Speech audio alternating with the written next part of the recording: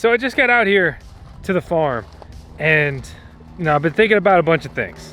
And the number one just question is, why are you building a mining farm? Why don't you just stick to farming? And the people in the know are asking very concerning questions, like the simple fact that, hey, Ethereum is no longer mineable, so now $20 million per day has been, just like that, removed from the crypto mining ecosystem, which has essentially halved it. And that's kind of terrifying. That's what I'm gonna break down today, for better and worse, here on the VoskCoin YouTube channel, where we grow Bitcoins. Look at them. It's almost harvest time. My name is Vosk. Let's dig into it.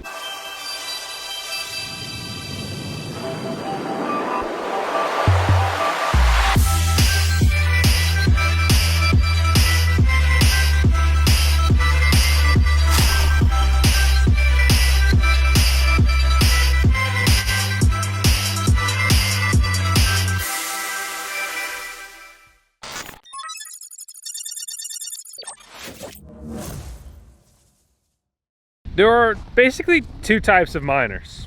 There's just incredibly bullish crypto miners, and then I guess ignorant crypto miners.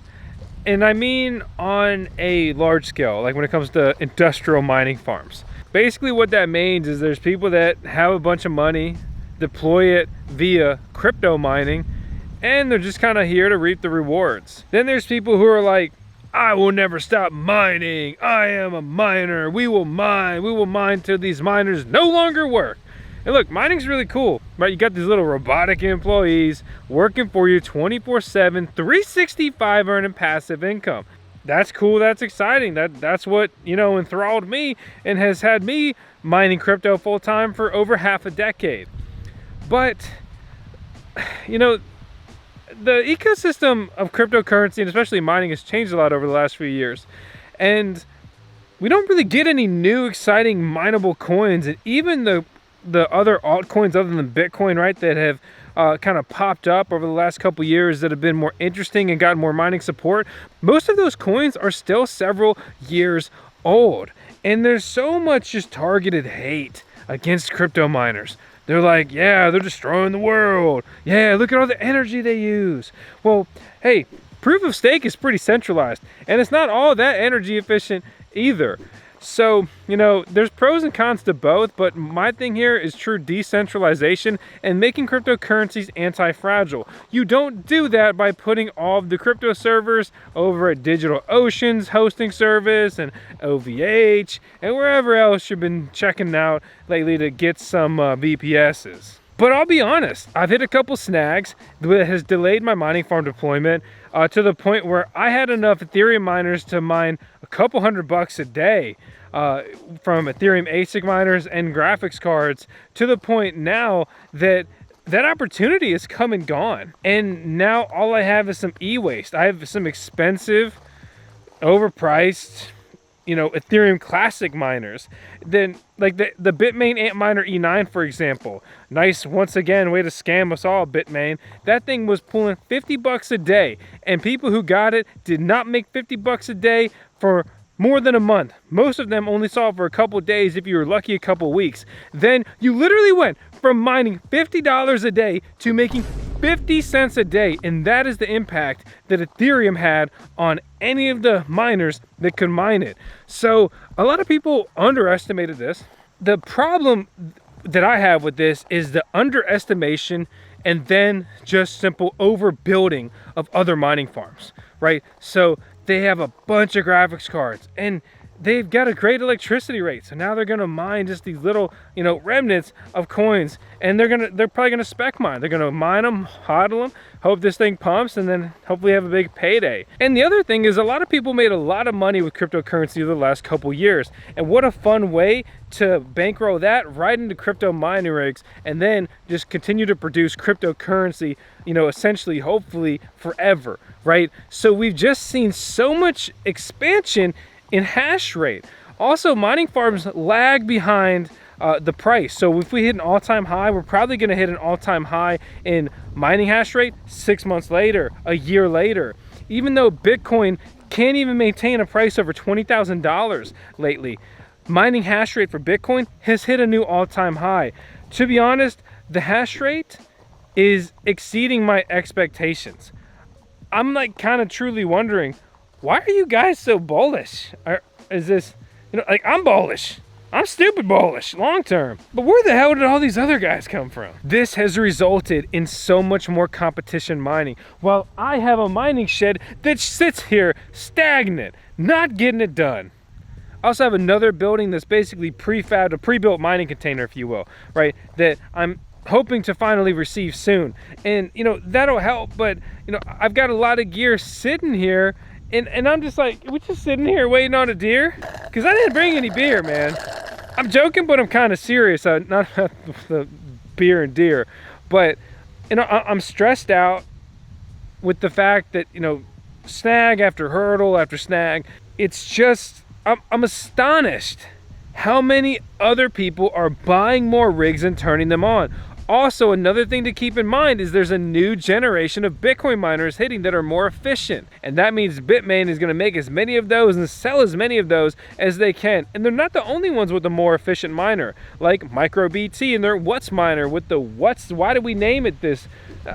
This is the worst miner name in miner history. And that's quite a title, because all these things have the worst names, like the KA3 and the L7 and the L3++, whatever, and the S19J Pro Junior W19. I exaggerated and made a couple of those up, but you would be surprised at how many of those were actually also true. So where do I go from here? I'm gonna keep pushing forward. I've got a lot of gear that I'm dead set on deploying. There are more coins than just Bitcoin that I'm interested in mining long term.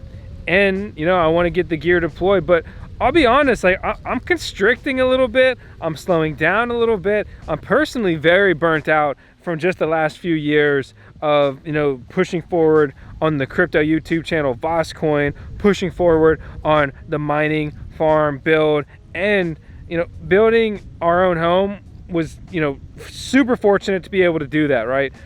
But oh my God, has it been one of the most daunting, stressful, overwhelming, I've never seen, and all that, and then it's got so many hidden purchases. It's worse than any app you've ever seen.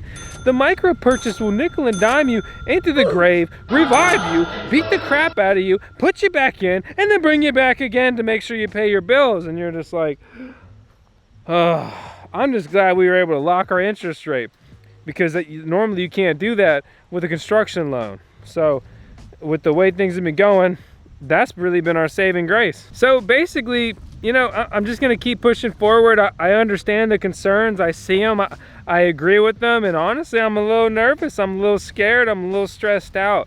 But it's being bold, it's having that fortitude is how you really find that success long term. Not everything's going to be easy. Not everything's going to go as you plan. Probably none of the things are going to go as you plan. Nothing's going to be easy. But if you just stay the course, that's really all you can do. And that's all I'm going to do here. So again, I'm building the backbone in Bitcoin mining. And of course, the end game is solar. But my gosh, man, I just need to turn some rigs on right now. And, and it's just crazy. So, I'm really excited to get to the next step. I'm so close with it, but material shortage, labor shortage, and everything else, doing anything these days, you hit every snag in the world possible, and it just didn't used to be this hard or expensive.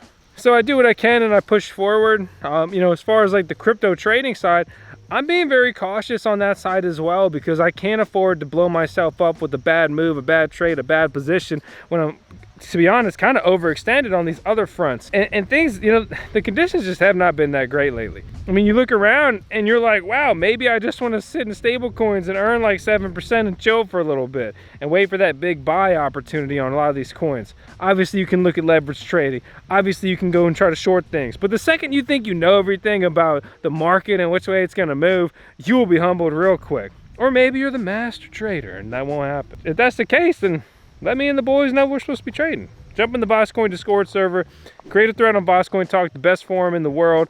My name is Vosk. this is what I got to say. Basically, I'm just gonna keep pushing forward as always, do what I can, and I hope you do the same.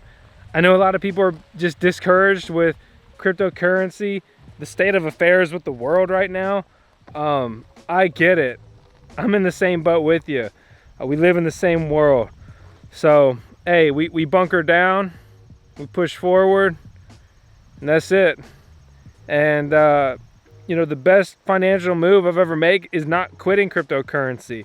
I see a lot of people get in, they don't realize long term they're probably gonna have a good buy-up.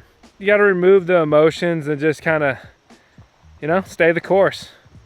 If you want to stay the course with me, subscribe. Thanks for watching. I'll see you on the next video.